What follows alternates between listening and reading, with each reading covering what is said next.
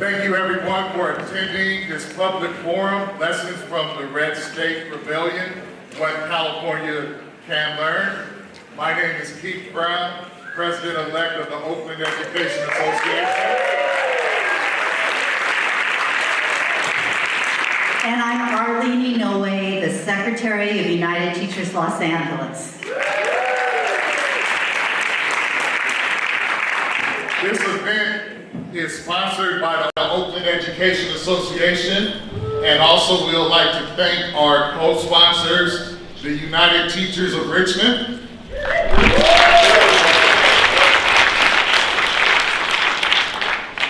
the Berkeley Federation of Teachers, the United Educators of San Francisco, the Peralta Federation of Teachers, and the United Teachers of Los Angeles. And also I'd like to acknowledge we have Walmart workers here organizing, that's also supporting.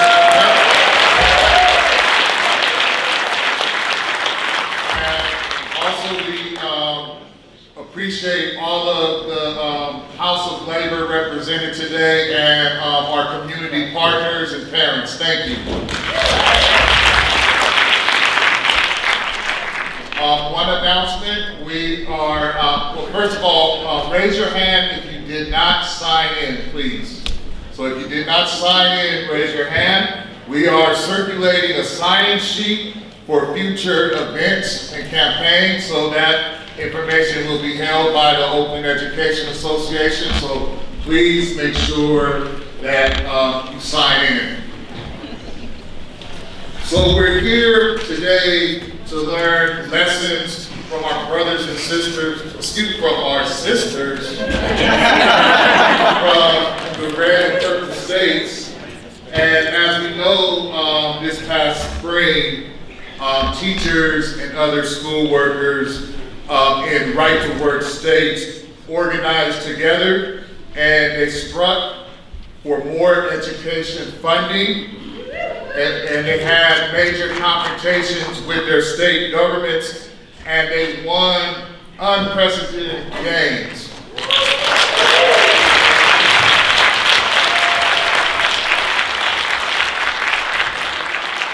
And we're here as representatives of California, so-called blue state with collective bargaining rights. We're here to learn lessons so that we can unite with our community, stand together, and take more collective direct action to be able to fully fund and have the schools that our students deserve.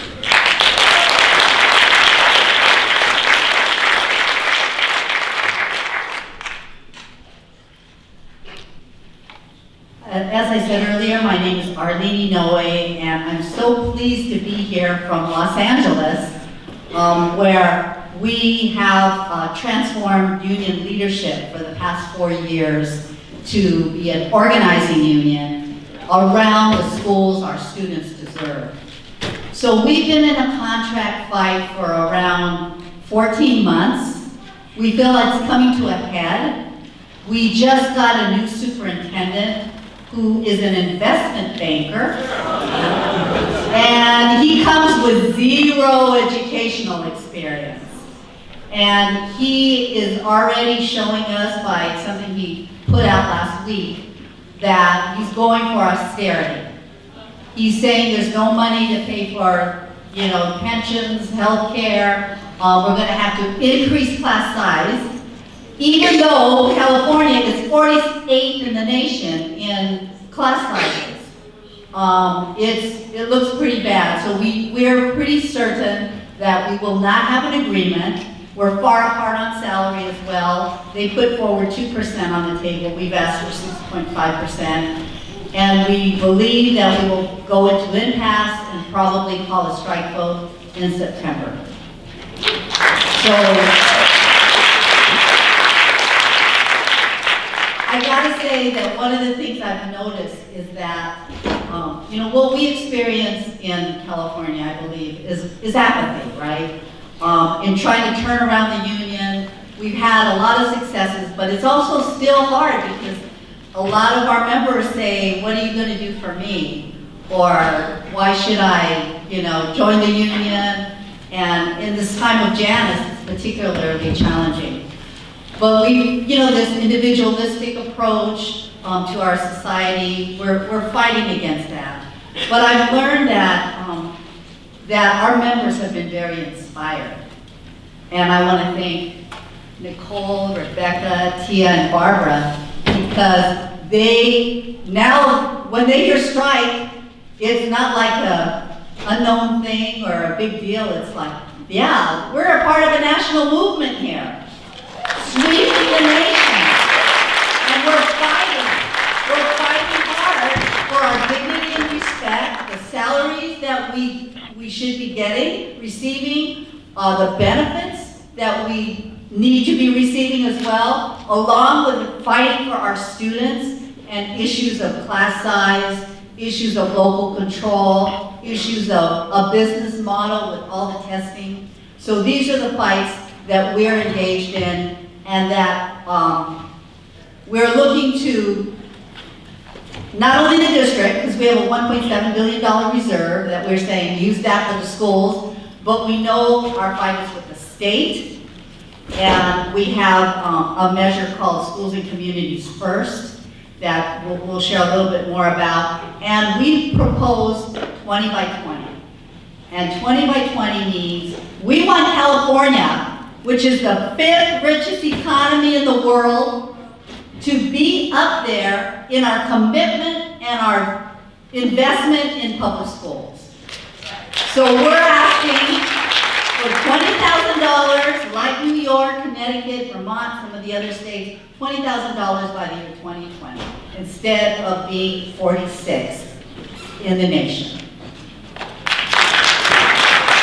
Thank you, Arlene.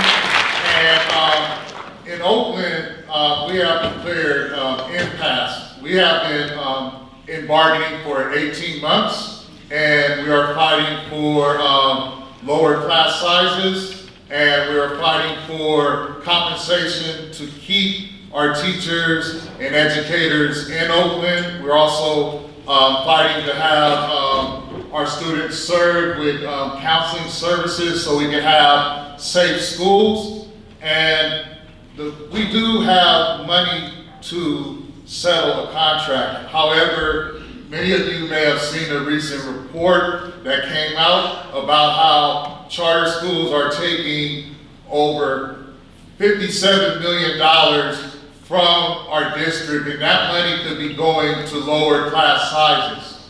And today in this forum, we have a lot of opportunities as far as to coordinate as educators across the state and look at our sisters to lead the way for some direct action to prepare for a strike to win the schools that our students deserve.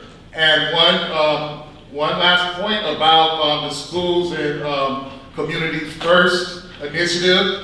In the back, there are petitions by the League of Women Voters, and we'll speak more about that, but that's also an initiative that will close tax loopholes so that we can better fund our public schools. It will bring $5 billion into public education, and then by reforming Proposition 13, which for 40 years we've had this unfair property taxation, and it's time that we close the loopholes and address the largest corporations who, in many cases, are paying no property taxes, like Exxon, and places like Disneyland. We have a lot of wealth in our state, so there are petitions that we have it again in the back that you can sign afterwards. We're looking to put it on the ballot in the year 2020. So it's very important because that's one of the biggest ways we can start funding public schools. So we appreciate your support on that. Thank you. Now we move on to our presentations. Each state represented will make a 15-minute presentation, and the planning committee asked the speakers the following questions. What were you fighting for? How did you organize to fight for it? What role did the local and state unions play? What did you win and what did you not win? What are your next steps and why? And what lessons did you learn that could be applied in California and elsewhere? There are Q&A cards that are being distributed. Please write your questions on the cards, and after the Q&A starts, we'll collect them and ask our guests the questions.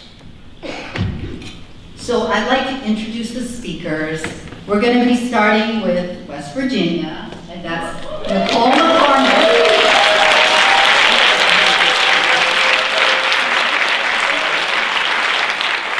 She's a K-5 music teacher and a mother of 4, all under the age of 8. To me, that's amazing. And she's president-elect of the Mercer County Education Association in West Virginia. And then also to my left is Rebecca Dorelli. She's a middle school math and science educator and lead organizer for Educators United, the rank and file network that led the recent Arizona teacher strike.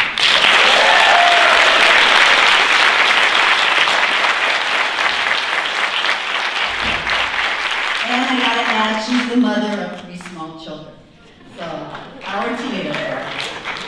And to my right, I have first Teal Edison, middle school teacher in Jefferson County, Kentucky, and a member of the executive board of the Jefferson County Teachers Association, as well as chair of the union's Black Caucus. She's also the executive board member of the Kentucky Alliance Against Racist and Political Repression and co-chairs the Kentucky chapter of Jobs with Justice.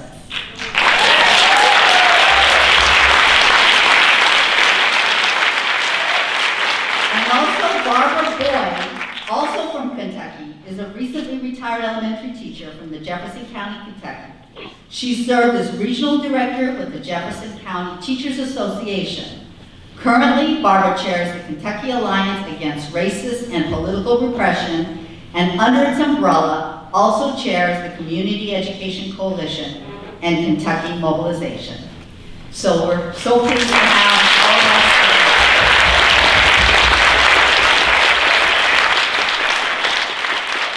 So what we're going to do is now start with West Virginia. We're going to give them 15 minutes. Each of them have a portion of time, and then we'll take the questions and answers afterwards. So we'll start with you, Nicole.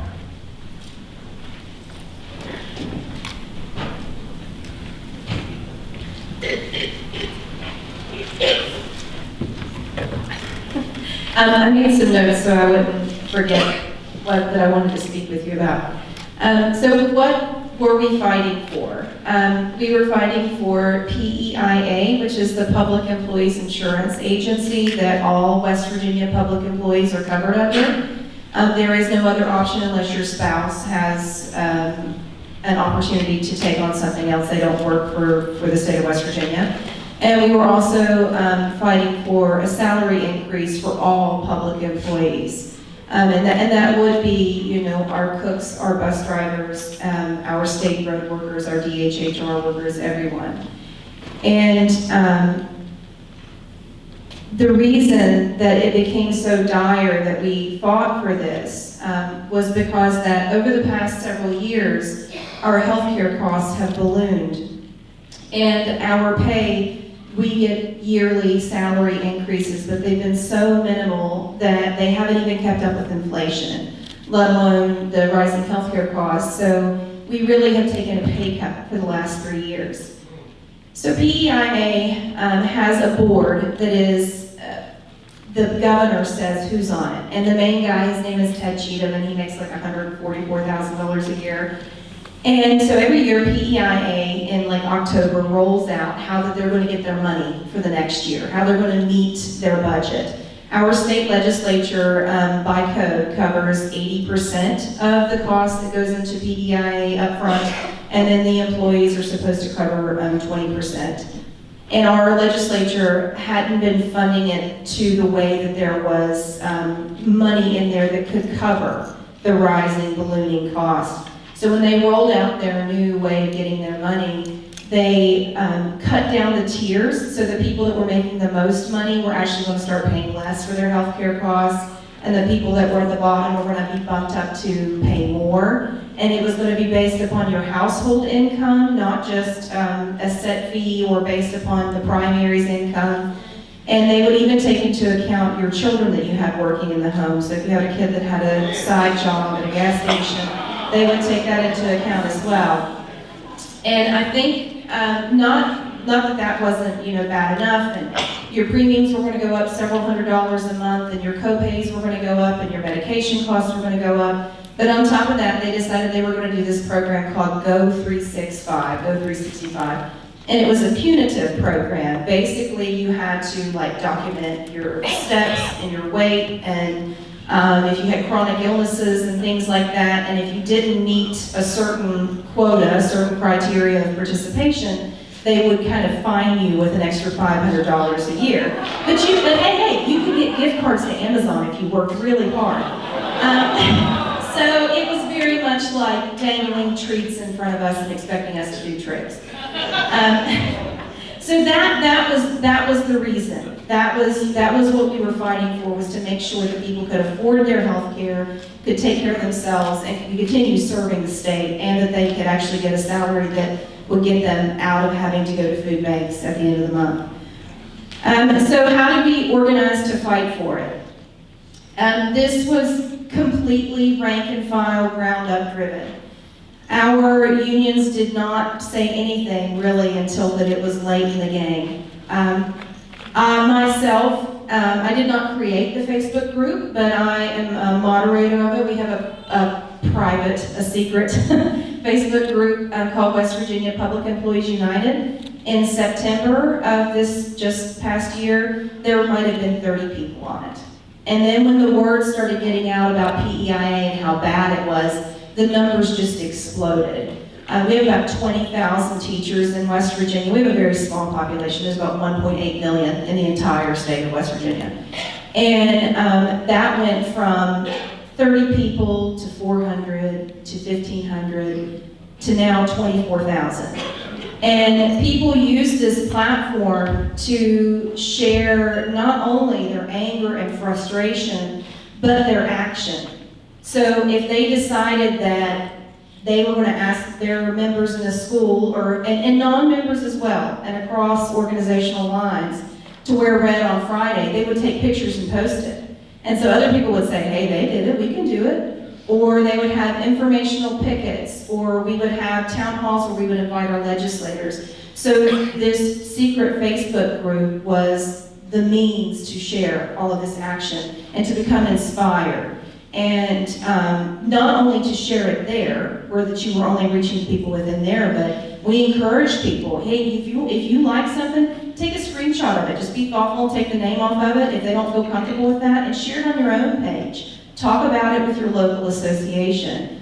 So our organization online translated into working outside, alongside, and inside our associations. And we made sure to reach across, because in West Virginia, we don't have bargaining rights.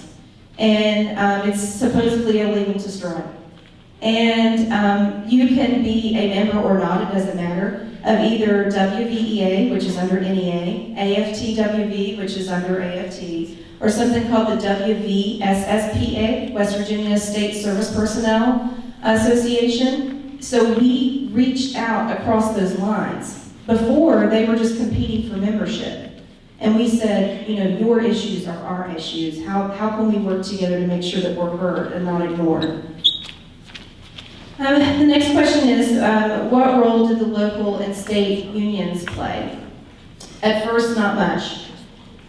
We we organized on our own, we became mad, and we actually looked back through the group and we found out that on January the 6th was the first time that somebody mentioned strike publicly. And it was, I can't even remember her name, it was a teacher from somewhere in the state, and she said, I think it's about damn time we strike. And everybody was like, oh yeah, it is.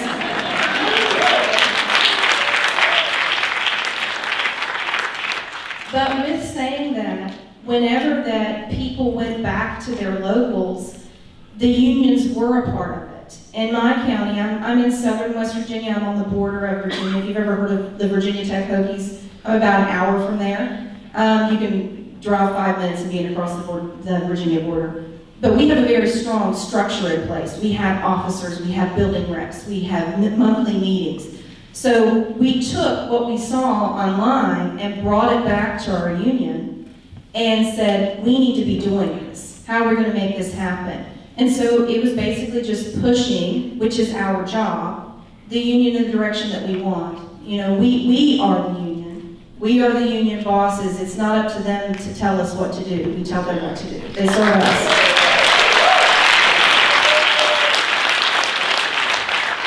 And eventually, the unions got on board and said, well, I guess we're going to have to start working with the other associations as well.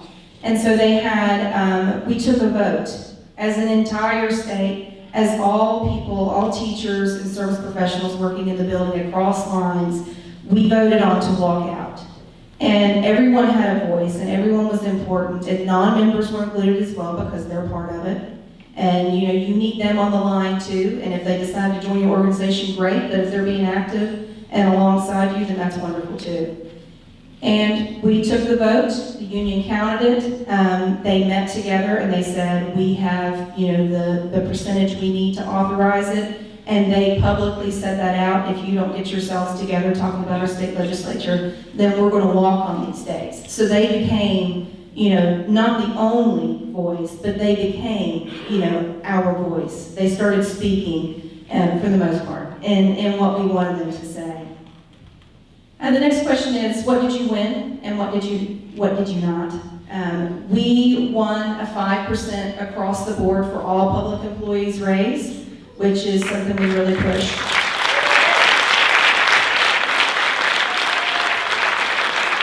Our Governor Jim Justice, is the wealthiest person in West Virginia. And yeah, that's always how it works. And he, in his State of the State address, he said, I think this year we can give you a 1% raise. And everybody's like, boo, hiss. We're already upset about PEIA. You're just, you know, encouraging us further to be even more ticked off. So, you know, initially they're offering small, which 5% is nothing. When you're making $40,000 a year after you've been working for 10 years, it's nothing. And even more so, and this is just an important note because I think sometimes we forget how important that service personnel are. A starting head cook in a neighboring county, the person that's responsible for feeding our children makes $19,000 a year. That's not okay, and that's not any way to live. I digress. So our union somehow made this deal with that we were going to go back on good faith and we were going to accept a smaller percentage, and that's when that we said absolutely not. And we had that power because not only of the anger but of the communication. You know, we were using every platform possible to say, you know, we are the ones that are making the decisions, and so we didn't go back. And even though something that we didn't get was a permanent, already in the books fix to PEIA, we did get the 5% raise for all public employees, which is incredibly important. If you alienate people, you're alienating your community, and you are not going to be as strong as you are when you work together.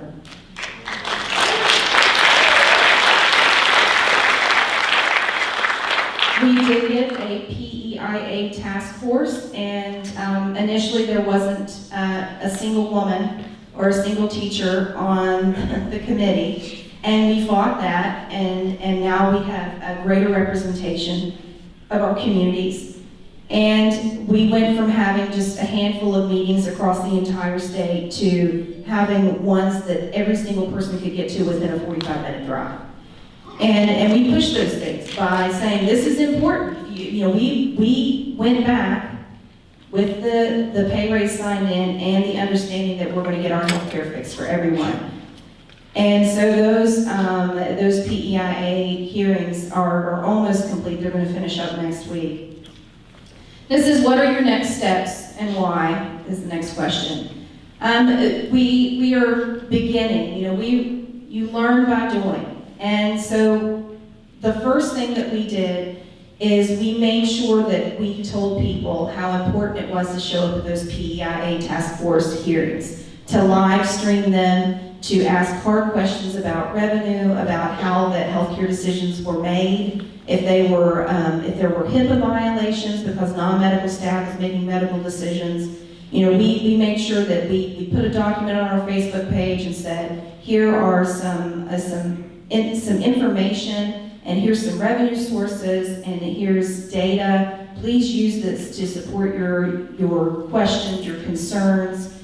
And we also created a petition about increasing the gas severance tax and about taking the corporate business tax to what it was and about how much money that could raise, and use data to support that. So we tried to make sure that there was representation in every single meeting.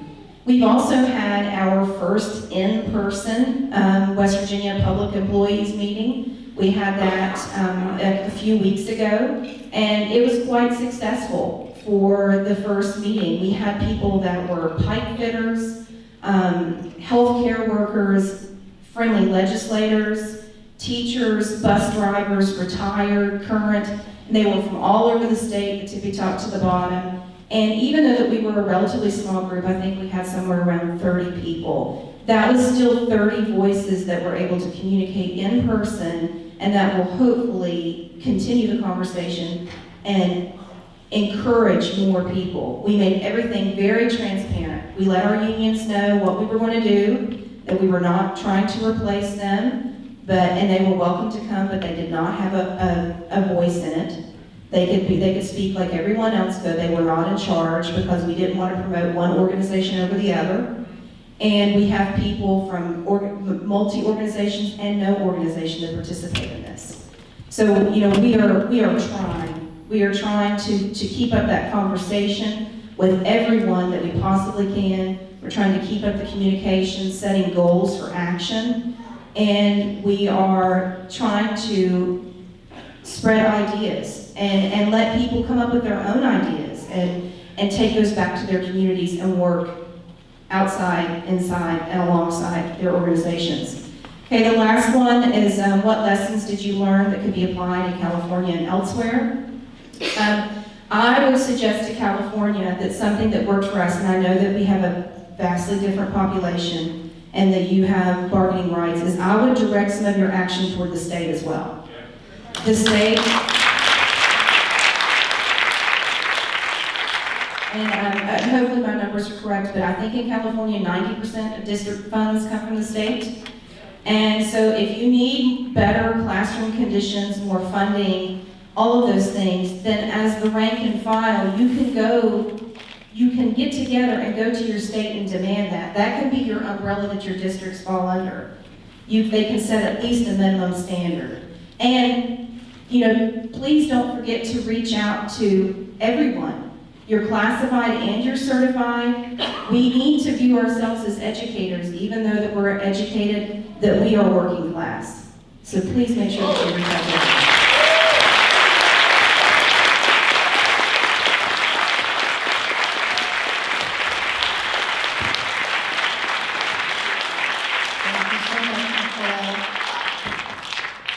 Great lesson. And now we're going to move to Kentucky. And we have Tia and Barbara who's going to share. Good afternoon, everyone. So in Kentucky, we were fighting for our pensions. And let me go, we were fighting for the governor to pay his part of our pension. We pay our part, the state's supposed to pay their part. So let me tell you how we got into the problem. While we were a blue state, and over 10 years ago, when we had the money held It was in some stocks and some bonds or whatever. And so when the stock market was doing really, really well, that little money in the pot was 250%. So we had plenty of money for the pensions. So the governor at the time asked if he could use some of those monies, extra money for different little programs on the backs of we're not gonna raise taxes.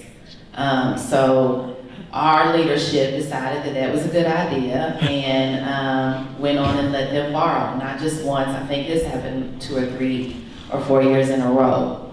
So it wasn't bad until the stock market dropped. And then all of the money just got depleted. So we didn't have enough now to fund the retirees and the future retirees. So fast forward to, that was when we was at Blue State, we now got a Tea Party governor come in, and he seen the mess that was created, and he was like, I'm not paying that back. Sorry, but that's not my problem. And so, of course, we were in a panic. What are we gonna do? We don't have enough money. And so not only did he say he's not gonna pay it back, he suggested that everybody, as the teachers, should go into a 401k. Instead of this defined benefit, you can switch it over to defined contributions. So of course we were upset with that, and we kept on saying a pension is a promise. You know, that was our platform, like you promised us this pension, now you need to fund it. So we were fighting for the pension, we were fighting for the budget and the revenue, because if you can't find the money, then find the money. Like we gave them all kinds of suggestions, gambling, marijuana, whatever. Like we need you to find some funding. So fast forward to March 29th, I believe it was. It was a Thursday before spring break. Most of the state is on the same spring break. Well, they had tried to pass it in the education committee, and we had enough people, we were lobbying enough Republicans and Democrats that they would not let it come out of the committee. So we had won once and twice. So while this was going on, there was a couple of groups forming in social media that were like, this is what they're doing, can you believe that? And so we started to get some more active members, you know, joining these groups. This was not a part of the union, this was its own entity, and it was called Kentucky 120 Strong. So we passed, we successfully didn't get it out of the committee twice. Then they decided at the last hour, almost the last day of the session, to change a sewer bill, take everything out of the sewer bill, add 296 pages of a pension, and it came out of that committee, which was the state and some kind of government committee. Then it went through the House and it went through the Senate and it was passed. So that night, I mean, it was, I wish everybody could have seen it on the news, like the Capitol was just red. And it was teachers screaming on the outside, because we could not believe that this was happening on the last hour, almost the last day of legislation, and they were passing it through a sewer bill. I mean, to be so disrespectful at that. So all of that happened, and as this was going on, I mean, by this time, we had like 40,000 members in this Facebook group called the Kentucky 120. So at that time, basically, it was a person that wasn't even a teacher, they were support staff in a rural county, and they had been up there lobbying, and they were kind of the face of the group they called the Wildcat. And so that was on a Thursday night, so for like one county went, and then social media was going, so we said, oh my goodness, Lexington just fell, and then they just fell, and they just fell, and we was organizing within ourselves. So that's how that Wildcat happened, through social media. I only got a few more minutes, so I wanna go through some solutions, or what went right, and how California can learn. So one of the lessons, well, our next step was we're gonna remember in November. We are gonna remember all of the legislators that passed these budget bills, passed the revenue bills, passed the pension bill, was on our side and was not on our side. But I will say, as a union, they were not the ones that called it, because we are in a right to work state.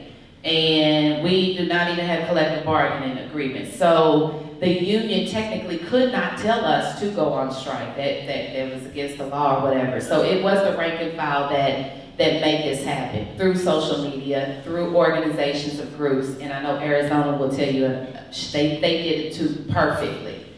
But to engage our members, right now we are trying so hard to keep our members engaged, keep them involved. And through these groups and even, just doing active things out in the community, because we have got to use this energy and we have to capitalize on it, because next year is not going to be any better. It's just going to be another issue that's going to come up. I think that we need to definitely start asking all these legislators, Republican, nonpartisan. It don't matter if they're Republican or Democrat. What are your issues on whatever you're dealing with in your community? We have a lot of gang bills, and it was very divisive, and it didn't work out good. They got it passed because we didn't get members involved and members around it to help us engage our legislators on it. Let's see. I'm trying to get everything together, but I only had a small amount of time. I would say that social media was a great way to assimilate information, to create dialogue amongst our members. We got to keep the members engaged, and as leaders, whoever your union leaders are, they got to understand what the members want. They've got to understand what the community want. The union leaders need to go have coffee and community conversations with the people in the community, because if not, this is an intersectionality. We are public servants. We are supposed to be serving the community and the kids. And it's not just about our own personal, what I saw was that teachers are about their own personal economic interest, but when it comes to like a gang bill, something that affects the kids in our community, it's time, they don't like to talk about that. So I think we need to try to really force ourselves to keep it intersectional and make sure that those special interest groups are included. Thank you.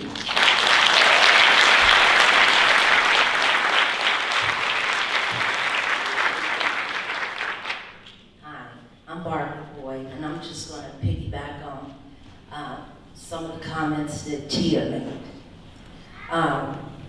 We were fighting for our pension. A pension is a promise, and the governor wanted to change a promise to a 401k plan. He wanted to do it for all teachers. And the way we organized, we started having rallies. We had our state organization come in from Frederick, Kentucky. We marched in Central Park. We spoke on platforms. We encouraged parents to come out and speak at the bi-weekly Board of Education. And more people started speaking up. We were fighting for public education in a sense, because the governor, who was a Tea Party governor, thought he could just come in and make the decisions without the people. And we went to Frederick during the legislative session. He was rude to us. He locked us out. He wouldn't let us come in to any of the committee meetings. We couldn't speak. So teachers started organizing, standing in the hallway of the State House. And when the legislature, when the House and Senate members would go through, there's a little tunnel that goes from the rotunda and the meeting rooms to the Capitol. Teachers started holding up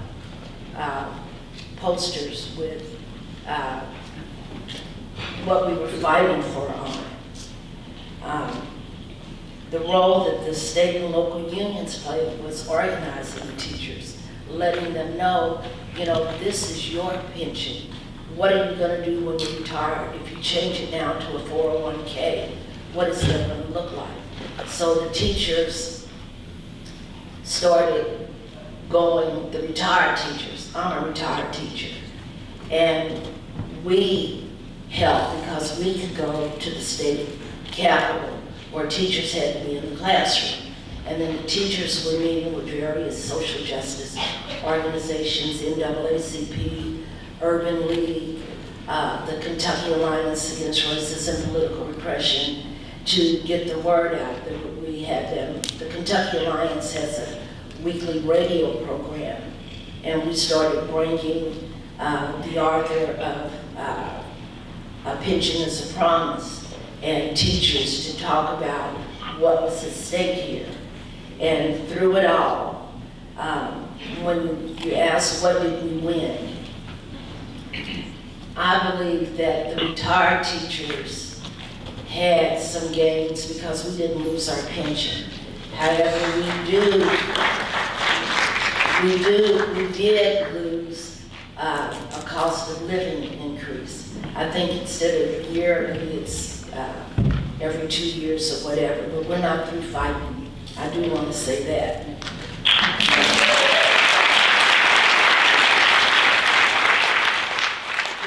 The teachers that are currently working, they keep their pension.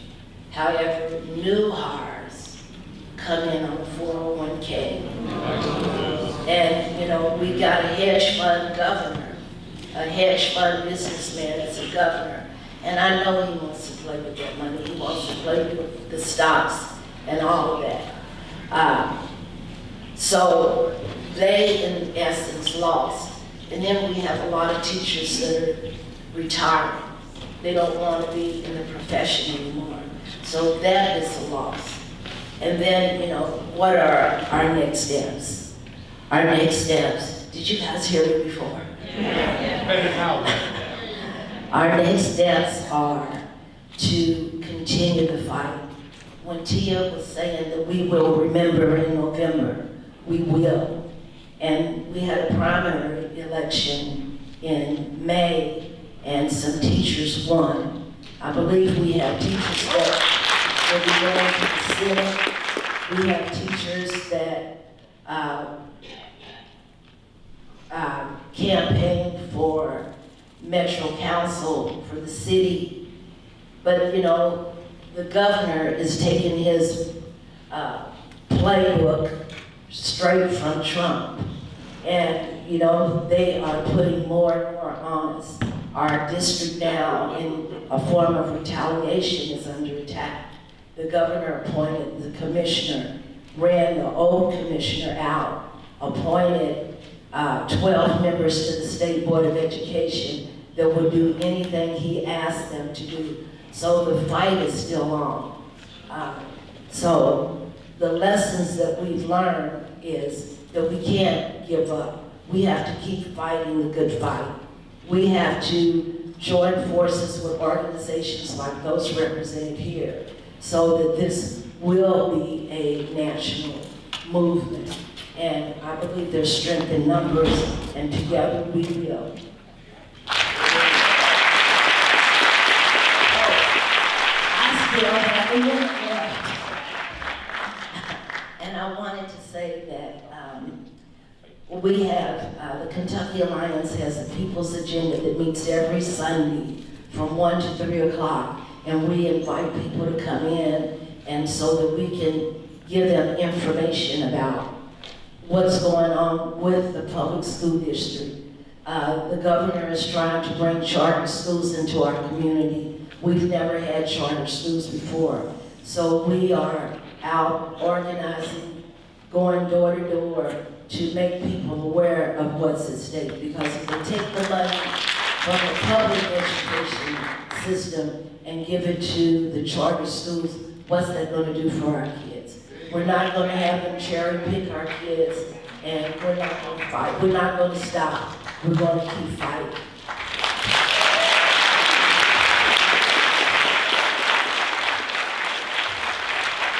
Thank you, Barbara and Tia. And now we move to Arizona and have Rebecca speak for us.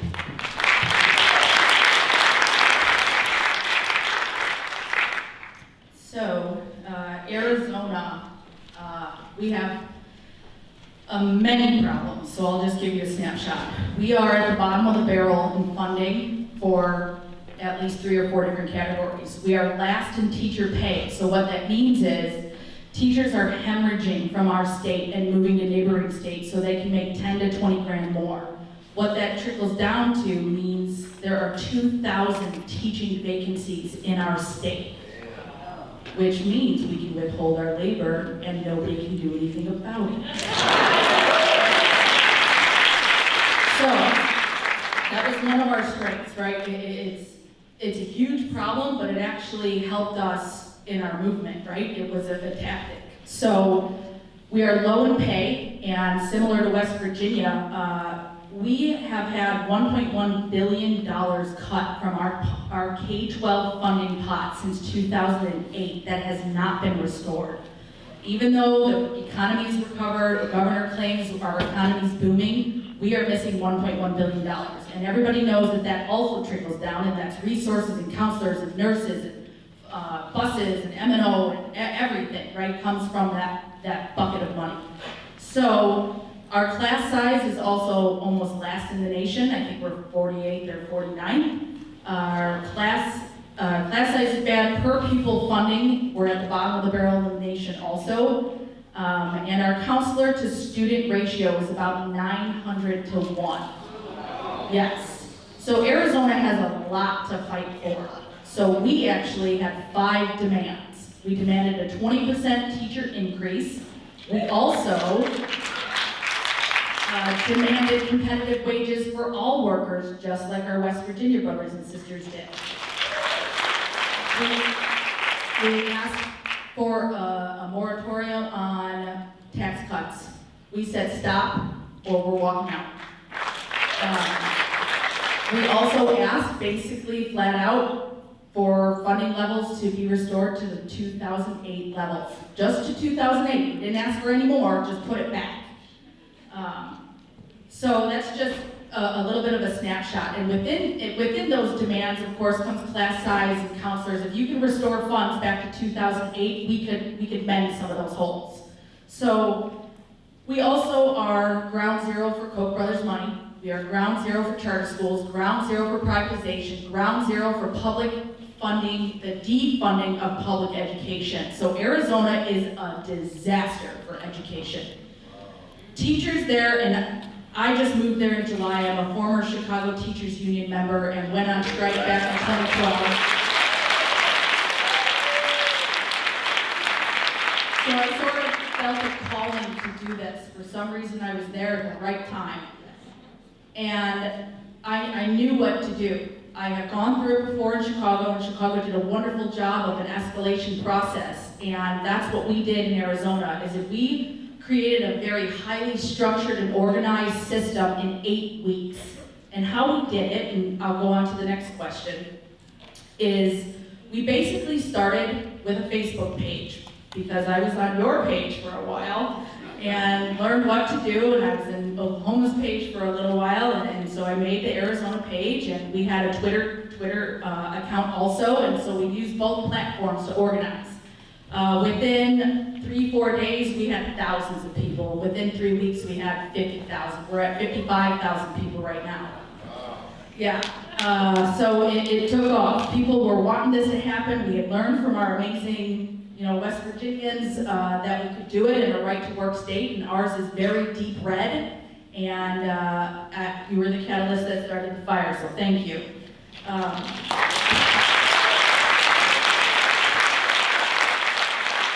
And so here's what we did. I had learned in Chicago that you have to have a network, and we set up site liaisons, which are basically representatives in every single site across the state. We asked people to volunteer. We asked them to sign up on a Google form with their information and to organize their sites. We right now have 2,000 site liaisons that we can call upon at any time. So we started at the sites, and then we asked them to do actions. And everybody wanted to strike right away, and we said, you know what? Let's see if you can do these little actions first. Because you can't do a big job action unless you can do smaller actions, right? It's just logical. So we said, okay, wear your red shirts on Wednesdays, Red for Ed Wednesdays.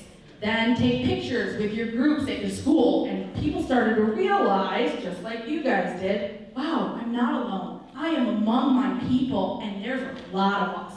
And so the visual representation on social media, I cannot stress how important that is. We would do Facebook videos where I would model an action, and I say, here's what you're gonna do. Step 1, step 2, step 3, go do it. And people did it, and they posted pictures, and they posted videos. So we started small with t-shirts, then take pictures with posters, and tell us why you're Red for Ed. Give us 3 reasons. Why are you fighting for public education? Tell your story. Put those pictures on social media. And then our media, our news outlets picked up on everything we did. And we were in the media, we're still in the media, and it's been almost 3 months. We are still holding the news cycle all the time. And so then we escalated. Then we worked on community events where we asked people to self-organize, and we got car window markers and painted our cars with facts about the problems in Arizona so that when anybody drives anywhere, they can see what is happening, and it worked like magic. We had mobile advertising throughout the entire state, even out in the reservations had painted cars. It was amazing. And so then we did small actions. We protested when the governor was talking on the radio station. We had hundreds of people down there outside the radio station. Then we did a rally where we told the governor what our demands were in person on the news, right? We had 6,000 people down there. Then we did walk-ins, and we basically set goals and said, okay, you guys all want to strike, you all want to walk out, prove to us that you are ready to do so by clocking attendance at every single walk-in. So we created a link for every single site, and we said once we got 1,000 schools walking in, we can have 1,000 schools walking out. And we had 1,200 some walking in, and we said, okay, we took a strike authorization vote that the union actually helped us with, and I'll get into that a little bit later, but we did a real union vote, and whether you were a member or not, you got to vote. And it turned out we had 80% of people who said we wanted to walk out, so we walked out.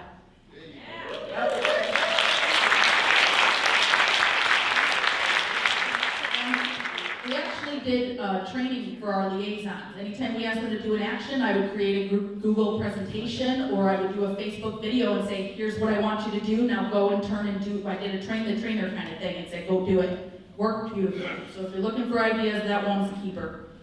So what role did the local and state? Well, our union president, so we have Arizona Education Association has the most membership, about 20,000 members. We have AFT, but they only have about 200 members. And we're right to work, but there's fuzzy language about whether or not it's illegal to strike, so we're doing it. So, ours is a very unique situation because we had learned from West Virginia and Kentucky and Oklahoma honestly about what to do and what not to do. And so our relationship was quite wonderful. We worked in a parallel fashion where on week 3 of our movement, the union came in and said, we're here to help, how can we help? And so they provided resources like Action Network so we can reach a broader range of an email system. They provided funding and signs and anything we needed to support us, they were there. And we actually are on leadership calls with them pretty much weekly now anyway. So they helped fund our march, our massive march that you guys all saw. I mean, they worked with us every step of the way, knowing that we were driving the bus. It was a teacher-led, teacher-driven movement, and the union was alongside of us, providing resources, and it was reciprocal. So it was wonderful. So not only did we have site liaisons in every single school, we also had the union representatives, and sometimes they doubled up as being both a liaison and a union rep, and that's okay. So I don't want you to think that that wasn't part of it. It was. So let's see. Union presidents, we have locals, so we have many, many, many districts, and every district has their own local, and those presidents actually helped us get those members involved and said, hey, did you hear about this, and help with communication.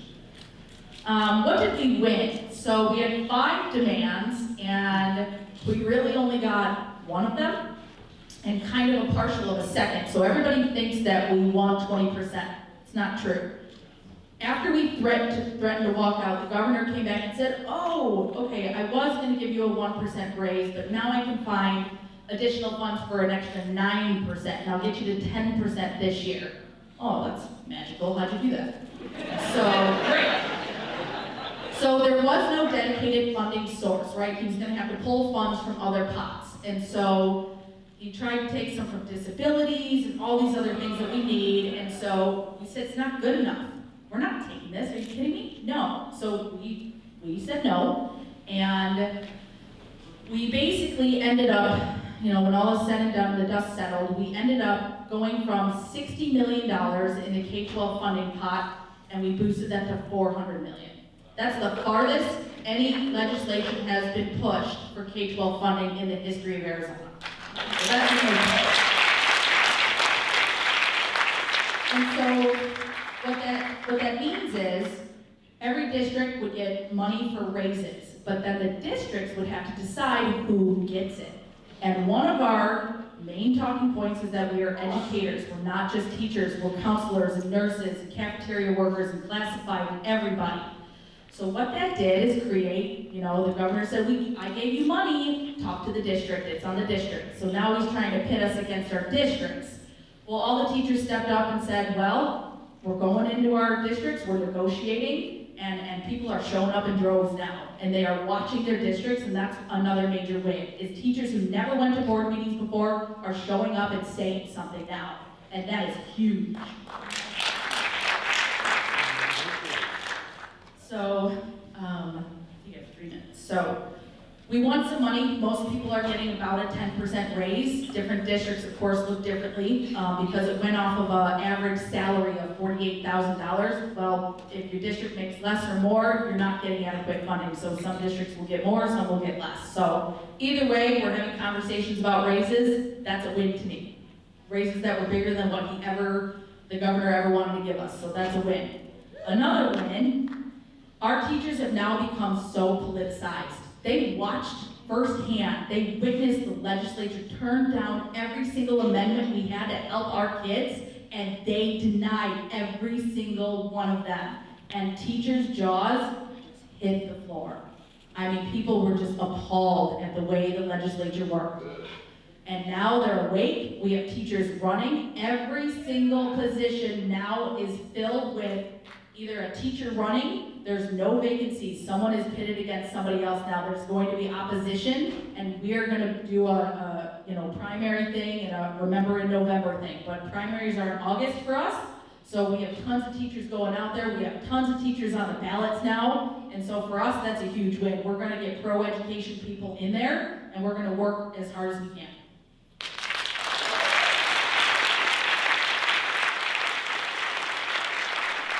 So our next move, we have pivoted to a ballot initiative, which is taxing the rich, if you want to say it that way.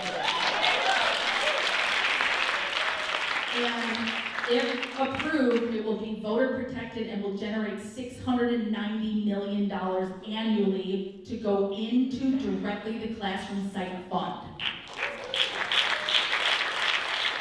We have to get 151,000 signatures by July 5th. So thank goodness we have our liaison network because we phone banked them the other day and said, we need your help, get out there, help us out. Everybody turns in 10 sheets and we can do this. So we now, that network is so key to mobilizing people in the future. So lessons to be learned and applied in California. Charter schools, you guys, I'm with you. We all need to work together to figure that one out. I don't have a solution, but we included charter teachers in our movement because we know that a lot of them used to be public education teachers and only went there because of a bonus or a cute little benefit they didn't see at their locations. So we didn't exclude them. We're not pro-charter. We said, hey, we love teachers. If you were with us, okay, great, be with us. Another lesson is obviously withholding labor works. Even if it's the threat of it, right? Just the threat works. Educators have the power. Power comes from the people. The more people you have, the higher your membership, whether it's grassroots or in the union, the more power you're going to have, the more powerful your collective voice. Rank and file is the way to go. It's the way, we would not be successful unless we were a grassroots movement and we worked outside of the union, but also with the union. So just keep that in mind.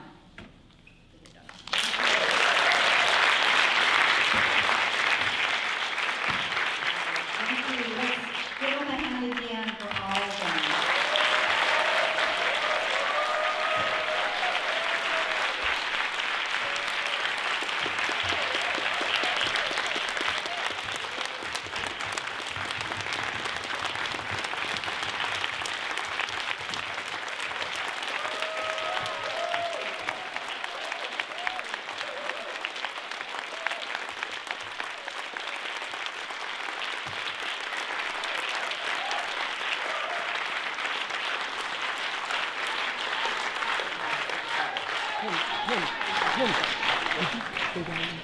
Okay, now we're going to take some time now for Q&A.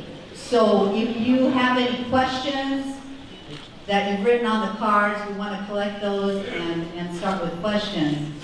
But I just want to end this portion with bringing up something I heard Nicole say. She shared this with our local UTLA a couple of months ago.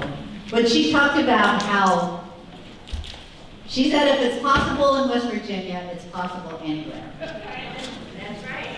And I feel like what our sisters have shared with us is, in many ways, what seems to have been the impossible, but they've showed us a pathway for how it works. And I think that's a huge encouragement to those of us in California. There's a lot of lessons that you've shared with us.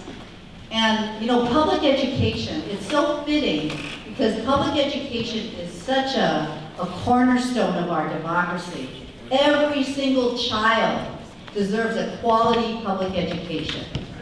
And we know that charter schools have taken public school money and cherry-picked and decided which students they're going to take and not take. We know that's wrong. And so we have been positioned as public educators to be in every single community of this nation and have direct contacts with parents and community members. So it is so right that I think public educators, along with the public sector unions, are really leading this movement in this country. That our labor, we're rejuvenating the labor movement, and it's very exciting. And this is just the beginning. So we thank our sisters for their courage, for their inspiration, and for also just letting us know that we can do it too. 'Cause that's where we're going. So we've got some questions now. I've got one to start, and we'll have any of our panelists answer. The first one is, could you describe the relationship between the strike leaders and the official union structures?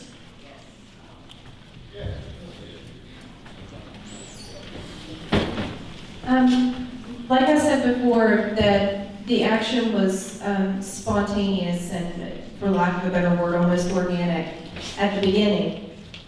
And I actually had our state president call me, and he said, I hear that you're saying the word strike. And I was like, yes, and my husband is too. and he was like, well, I don't know if that's a good idea. And I was like, well, I'm not the only one saying it.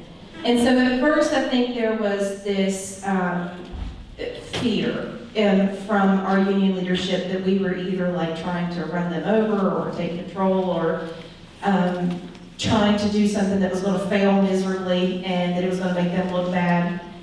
And then when they saw that people were actually being active, they were actually standing up, they were being strong, they were doing those demonstrations of the red t-shirts for teachers and blue for service personnel and purple for unity on Friday. And, You know, just even those small displays, they saw that thousands of people were being active, then they got on board. And something that was said early in our meeting that is completely true is that, you know, we are the union bosses and we are the union, and it is up to us to push the direction in which our union goes.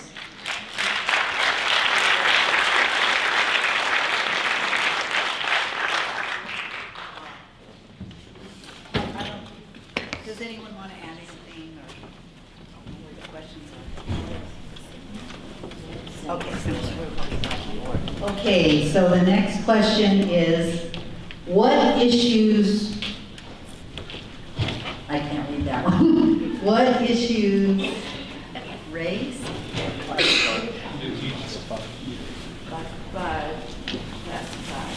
What issues faced by PARs classified were highlighted in your contract fight? What role did Paras classified play in your struggle? So it's a classified paraprofessional question. I'm sorry. If it worked for our classified people, I don't know how successful we would have been. You know, they were the ones that said, you know, the wheels on the bus aren't going to turn, and I'm not making any food today, and they kept the schools closed. And something that one of my secretary friends said to me, and I've mentioned it before, but it's completely true. You know, if the secretary's gone, the whole school goes to hell, and they can't find a sub that can do it anyways. So please never forget in your struggle how important these folks are, and that we all have to work together to make sure our children are educated. Our fight for a pension, it affected everyone. It affected the classroom teachers, the administrators, the cafeteria workers, the bus riders, firefighters, the city and state employees. So we all had something to gain or lose in our level of participation. And I will also add that it was a classified person that called for our strike the very first time.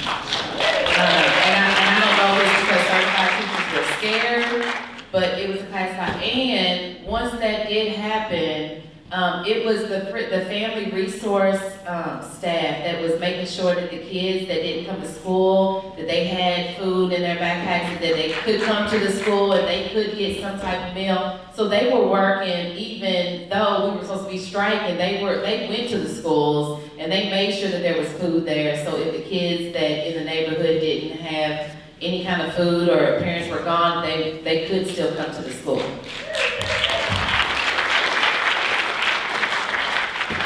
And related to that was, how was community support organized? And how were they organized? And what was the effect of the support or lack of their organization?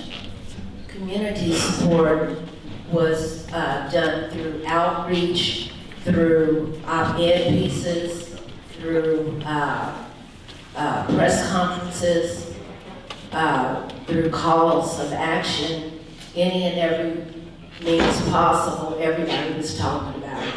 We talked about it in the mornings on the way to work, and because it was a national movement, and then after we saw what West Virginia did, you know, it was like, that was a real eye-opener. You know, if West Virginia did it, you know, we could do it. And then ours was, like Tia was saying, I think teachers were really reluctant because, you know, teachers fit a certain mold.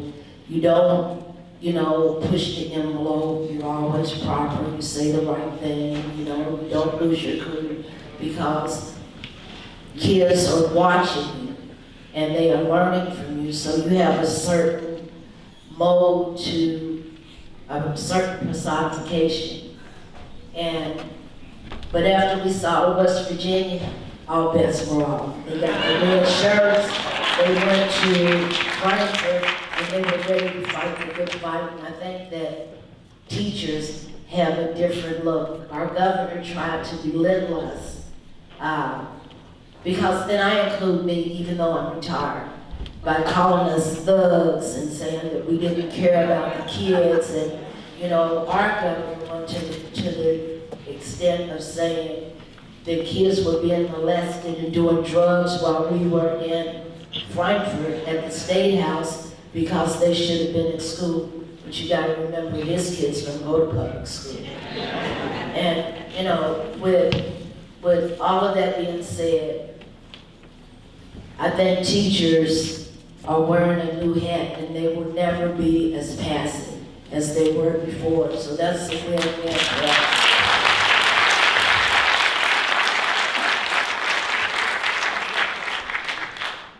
So I just wanted to jump in about community support because I'm in a little bit of a different ballgame in Arizona. We work very hard to do our walk-ins, and we had a whole month of April as Community Solidarity Month, where we asked people to hold walk-ins every Wednesday. They created leaflets and palm cards, and we gave them all the resources to reach out to their parents and communities and educate the public about what we were fighting for and why. We had asked people to self-organize at their local parks, recreation centers, or even church, if that's where your friends are, to get out and hold an event where you paint your cars together and you talk about the issues and actually have conversations with people. And that's where we really gained a lot of community support. We went out to businesses and we asked them to put up our Red for Ed signs, and the whole state was painted Red for Ed, the whole state. It was amazing. And that just took a little bit of modeling and saying, here's how I did this. Get on Facebook Live and I'd say, I went to a business and said, hey, would you mind putting up this sign? Let me tell you about why. And when people just see you doing it, and then they start to see these signs in their neighborhoods, they then turn and do it themselves. And that was the model we had in Arizona, and everything we asked them to do worked. And then we also had community partners coming to us and saying, we want to help you. We know this is a problem here. So we didn't have to seek out a lot of people. They came to us and said, we want to be with you. How can we help? So I think the visual presence with the car painting and the signs up, we were on the news all the time for our different creative actions, and everybody knew what was going on. The awareness is key, and that's why we were so successful in Arizona, and that's why we will continue to be successful, because we took the time, even though it was short, 8 weeks, we took the time to educate our communities instead of just wildcat one day. We took the time and did an escalation process, and it really, really helped us. Okay, I'm going to combine a couple of questions since we're getting a lot more now. The question is, speak to the particular role and situation of people of color in the struggle, both as teachers and other workers and parents. And then another question was for the teachers from Kentucky. Could you speak a little more about the need for intersectionality in this movement? Yes. So, as everyone was very upset about the pension, and everyone was on social media, and we were in our groups and we were talking, there was different groups like Kentucky Alliance and Black Lives Matter, and the gang bill was just getting no attention. And so as soon as we started mentioning, how do teachers feel about, can you state, as long, you're gonna call your legislator, you're gonna tell them, say no to this and no to that, no to this, add the gang bill too. A lot of people got blocked. A lot of people were called divisive. And the relationships haven't mended. And so right now, our district is being taken over, and it could be retaliatory for a state takeover. The governor has called a state takeover, and the reason being is because, the gang bill. So the gang bill, the legislation says that the police can stop and frisk 3 or more people walking down the street. So with our kids, the demographics that we have, we're an urban, even though Kentucky don't sound, but in Louisville, it's an urban city. And our kids we are over-policed by the police, like certain communities are over-policed. And so this will directly affect the children that live in those areas. So I thought, and a lot of people thought that it was fitting for teachers, since you want to, or you say that you care about these kids, that you at least call and tell your legislators say no. But like I said, we were kicked out and we were called divisive.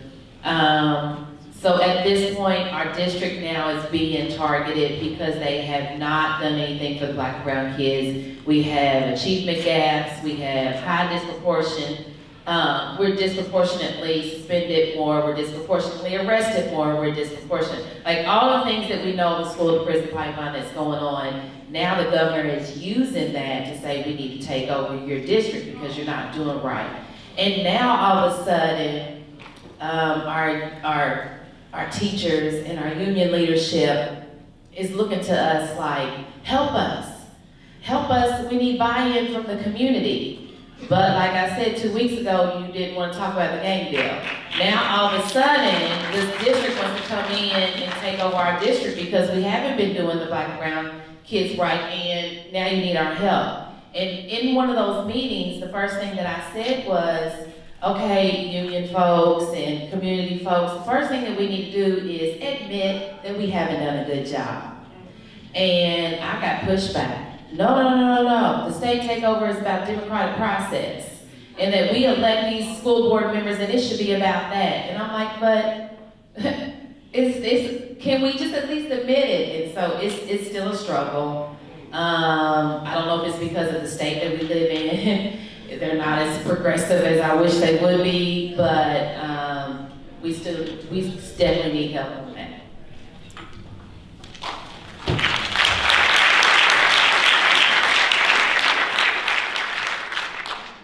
Tia and I live in Louisville, Kentucky, the home of the Kentucky Derby and Muhammad Ali.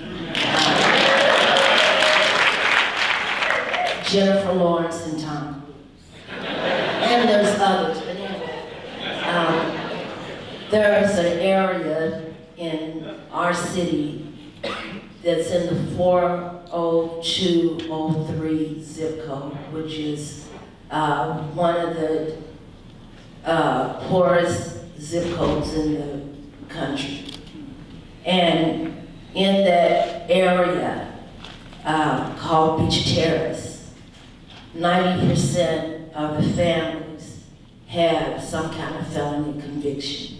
And they are, of course, people of color. So we are excluded. We can't go into the schools and participate with our kids because you gotta fill out a paper, and the paper wants your criminal background. And if you have a felony, well, you could be with your child, but what about the other kids in the classroom? So we have the gang bill that Tia was talking about. That's to target us, target our kids. We also have SROs, which are school resource officers in the school, and they frisk our kids. Just think about, they abuse our kids. We even had a case where what you see on TV where the police officers are beating Black folks, they're doing the same thing to our kids. So we want the school associations, the unions, to do something about that. They don't look at that, like Tia says, they want our help when they want to keep the state from taking over our school district, but yet still the way they treat our kids. And that's something that we have to work out, and we're working on it. And we are not going to back down about it. But it is really a problem.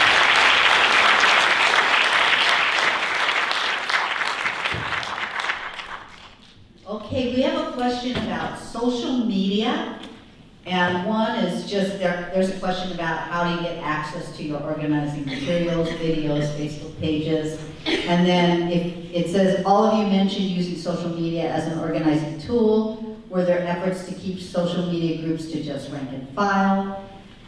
It can be a full-time job just to keep up with it. Were there multiple page administrators? Who ran the pages? Just a question about how you ran your social media strategy. With ours, we have a secret group, so in order to be added, you have to be added by a current member. You can't find it just by a search. And it's called the West Virginia Public Employees United, and we have about 24,000 members on it. The page was began by 2 West Virginia teachers, both from different organizations, and I think we currently have about 10 moderators. And what those moderators do is they approve new requests. We look at the page of the person that's been suggested to be a new member, and if we can glean any type of information from them, you know, are they a public employee? Are they friendly to public employees? And it is a big job, and we try not to be too strict with our policing. We want people to have conversations and debates and feel like that it's a space where they can share ideas. But we also try to encourage the people, we have a list of rules about, you know, not specifically targeting individuals. You can talk about ideas in that way, but you can't call somebody a nasty name.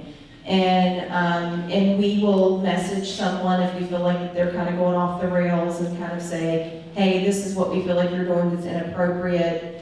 And, you know, and like Tia, unfortunately, she was talking about that she was dismissed from a page by bringing up the gang bill. And that's something that I hope to goodness that I haven't participated in and that our moderators haven't, because we really try to be as open and thoughtful as we can.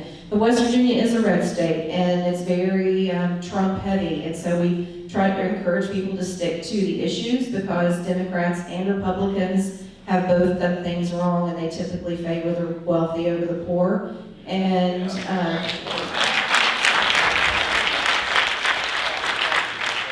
just logistically, if you're thinking about a page, just make sure that you have multiple individuals that can dedicate time to making sure there's no trolls on the page, or there's not misinformation, or people's trying to sell stuff, or, you know, whatever it is. And, you know, and reach out. If there's an issue that you feel like, not that you want to immediately kick someone off the page, but reach out to that person and say, we're having an issue with the way that you're discussing this because.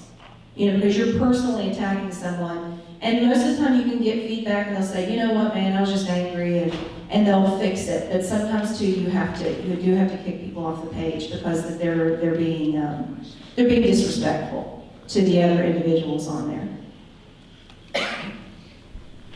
I just want to add, because we have 55,000 members on ours, we have a whole team of people. There are 9 leaders, so 9 administrators, but we have a whole team of moderators that are screening all the pages that we have. We have one main page that we have for our main actions and updates, and we took the opportunity to create smaller pages, one we call the discussion hub, and that's where teachers can hash it out, right, in a respectful way. We set guidelines for that. We also set up a different page for, you know, swagging materials, because people are making t-shirts and stickers, and we didn't want all that stuff clogging our main page. When we have actions, we wanted people to get that information and go. So think about, if you are going to use it, think about the structures and the purpose of it first, and then realize within your main page you can also have smaller pages. And then what we did, and this has proved to be one of the best ideas we've had, every district has their own page within our main page. And so I'm an administrator on every single district. So if I need to get out and talk to a district, I can do it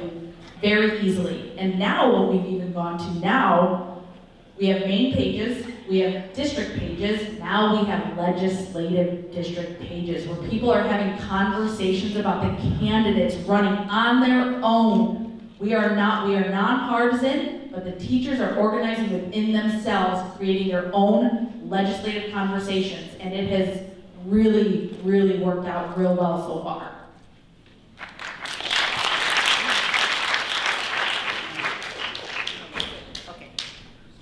Question here. In addition to teachers running for state legislature, how do you think these strikes can develop into longer-term political movements or action?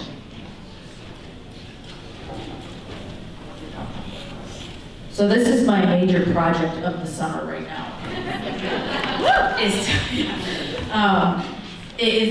We are in a position in Arizona, and likewise with our brothers and sisters, that we talk all the time, people in all the different states. I hope you realize that. We're all connected now. Oklahoma, Kentucky, I talk to everybody talking. Even North Carolina, Kristen Beller reached out to me like 2 months ago and said, I'm watching you guys. I said, great, come on in. So our group is closed, but you can come in if you want to. Just tell us you love us and we'll let you. But sorry, I just got off. What am I talking about? Your summer project. Okay, so my project. So we're in a weird situation, right? All these states have created this power, this thing. We're not on the books as an organization. We're not on the books as a nonprofit.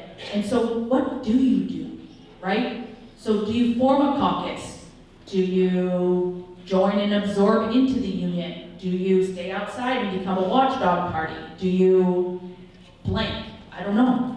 So I think part of why I want to put that out there is we're looking for information. And if anybody has ideas, we are open and willing to learn, and we're actually doing book studies right now, book clubs, and we're learning about what we could do. But one thing in Arizona that's very hard to understand is that we are more powerful than the union right now. We are. And what do we do with this? We don't want to absorb it to the union. Why would we give up all of our power like that? We wouldn't. You know what I mean? And so people are like, well, we should just join. No. I don't think that's the right angle. And so what do you do? If you're a caucus, then are you working alongside? Are you doing your own? So I don't have the answer. If anybody out there does, come talk to me. I need some help. But I think we're in a unique position, especially with this. We have a grand opportunity here to seize upon this historic moment to create some sort of nationwide movement, a labor movement, and teachers are the key. And I think you went first, so maybe you know what to do with us. Or maybe we could work together to figure out what we collectively all do. And once more people are on deck, like California or whoever else is on deck, and they start uprising as well, we can have a model to help those people along. So I don't have the answer. I hope we can all maybe figure that out together. I wanted to say that we now have a voice and a platform, and we know how to use it.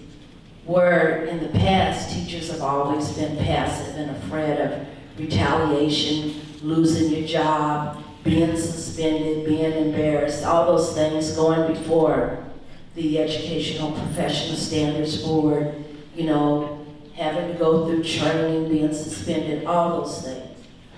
We're not afraid of that now. Bring it on.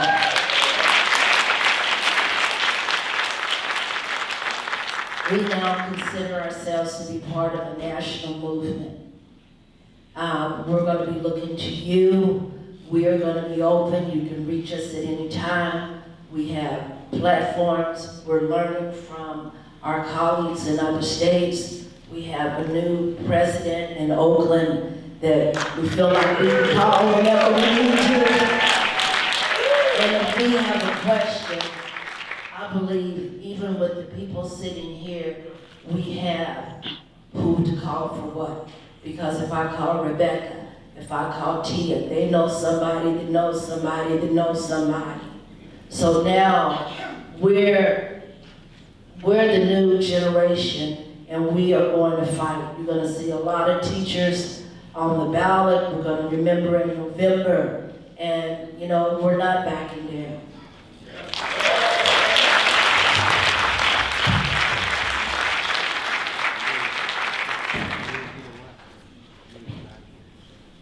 Okay, there was a question, and you mentioned retaliation. Just to be clarified, do you anticipate any retaliation, and are individual activists experiencing unsatisfactory evaluations? I'm gonna answer real quick. We do expect retaliation, but we're not afraid of it. Because there are organizations that we can go to say, this is what they're trying to do to us. We're in the fight to fight. And we're not, like I said, backing down. You know, fire me from, well, you can't fire me because I'm retired. Can't take my pension. So the only thing you can do is maybe talk about me, but I can talk back too. Just quickly, I would say know your leverage. So like we had 727 vacancies and we never have enough subs and you know, we're always taking on other teachers' kids in order to make sure that they're covered, and so know that, you know, and recognize that and use that, and you know, talking about, and then that goes into retaliation because, you know, what fear do you have if you're all going out together? They ain't gonna fire you, they can't replace you whenever you take a sick day. I'm gonna echo that real quick because we had 2,000 vacancies in Arizona. So that's fuel for the fire. There's nothing you can do. So we have this right-wing think tank called the Goldwater Institute that's trying to sue people. That never came to fruition. We had some conservative districts threaten to fine us $5,000 for wearing red for ed shirts. That never happened. So these scare tactics were just there to scare, and once we called BS on them, nothing happened. And even our superintendent of public instruction got on the news and said teachers should go back to work, or there could be, you know, you can have your certificate revoked. Nothing ever happened. They were all scare tactics, and we weren't afraid, and we called your bluff. So that's it. Okay, and this will be the last two questions, and then we'll continue. And this is the first one is to us in California. Has any thought been given to making union contracts throughout California end on the same day, so we could do a one strike statewide? And another question, there's been a bipartisan attack on education from the federal level on down. Why aren't the unions organizing a national strike against DeVos charter schools vouchers? So talk about the statewide and national. I just want to speak for California that we did form this past over a year, California Alliance for Charter Schools, for community schools. We're so used to saying charter schools, right? California Alliance for Community Schools, and it is comprised of the 8 largest unions in California who have come together because we found out we're bargaining at the same time, basically. So we come with a joint platform that we all reinforce, such as lower class sizes and more funding for public schools and community school model that we're all investing in and pushing. So we had 5 demands. Parent community engagement is another one. And then we also have our individual platforms. So we've been supporting each other in our individual bargaining, coming together on the universal ones that we agree on. But we found that it's very hard to actually coordinate because some locals have already signed contracts, right? Because we do it at different times. The actual result happens at different times. So it's very challenging to try to have one action, one strike, because we found out, again, that we're all in different places when it comes down to it. But we're trying to work together as much as we can. And also, I'd like to address that, listening to Tia and Barbara, I'm learning that the community is an important part in this. So we have a coalition of labor, but that includes community. So we really need to listen to parents, be a part of the community, and also not just support our demands, but our demands are for better schools that will make better communities. So the community demands are our demands, and that's what it takes to win. And also learning from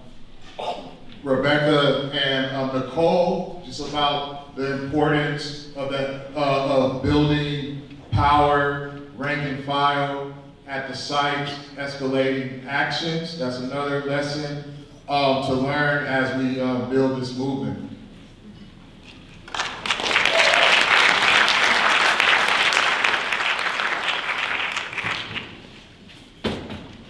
I just want to say, support your community social justice organizations.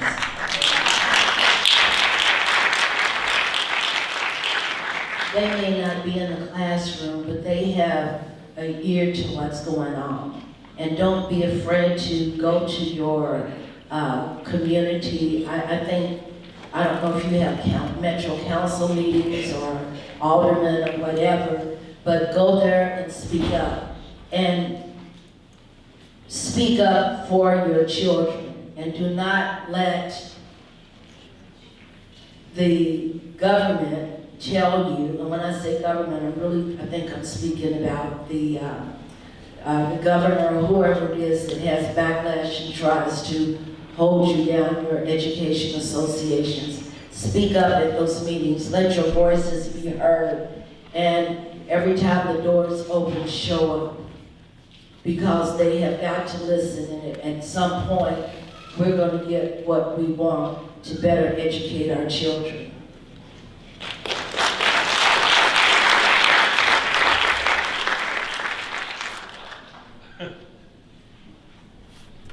Okay, before we go to our call for action, I would like for the event volunteers and organizing committee to stand up, to be acknowledged for the hard work.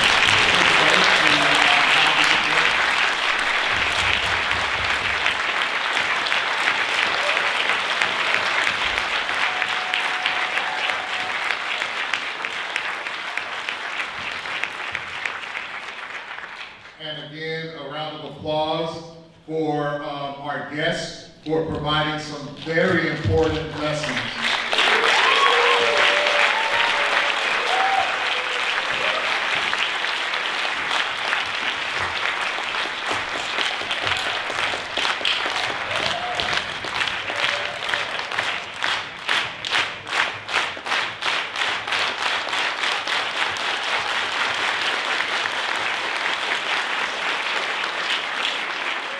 And before we go, make sure that you have signed in the sign-in sheets, because as you heard from our speakers, we are building a statewide movement, we are building a nationwide movement, and we know that it takes collective power from the ground up to win the schools that our students deserve. And also, as workers, we have, with the power of work stoppage, we have the power to win for our students. So it is very important that we stay connected, that we will be convening in the fall a community town hall. It will be Oakland and Bay Area educators and community town hall as we escalate the fight in the fall. And one last reminder to make sure that you sign the petitions for the Schools and Community First Act, because a part of this fight is to get funding. We need full funding for our public schools. So again, I thank you for being here for this event, and thank you to our speakers, and let's end in a unity clap.